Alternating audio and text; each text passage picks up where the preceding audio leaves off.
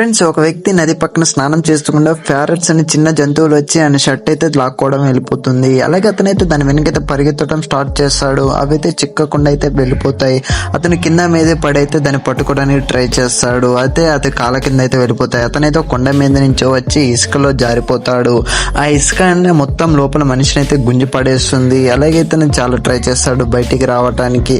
ఆ ప్యారెట్స్ అనే చిన్నవి పిల్లలు అయితే తనకి హెల్ప్ అయితే చేస్తూ ఉంటాయి. అవైతే అలాగే షర్ట్ అయితే కింద పడుతుంది.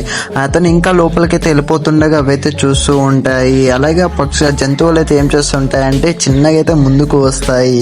అతనికైతే సహాయం చేయడానికి ట్రై చేస్తాయి. అలాగే ప్యారెట్స్ వీటిని కొరకడం స్టార్ట్ చేసిన తర్వాత వీటిని అయితే కిందకైతే వంచేస్తుంది. అతను దానివల్ల సపోర్ట్ తీసుకుని పైకైతే వచ్చేస్తాడు. ఎలాగైతే సేఫ్ అయిన తర్వాత ప్యారెట్స్ అనే లోపల పడిపోయి మునిగిపోతూ ఉంటాయి. ఇతను ఏం చేయాలో అర్థం కాక అతనైతే ఒక కట్టెని చూస్తాడు. ఆ కట్టె సహాయంతో వీటిని అయితే పట్టుకోవడం స్టార్ట్ చేసి బయటకైతే సేఫ్ అయితే చేస్తాడు. ఆ వ్యక్తి చాలా సంతోషంగా నవ్వుతూ ఉంటాడు.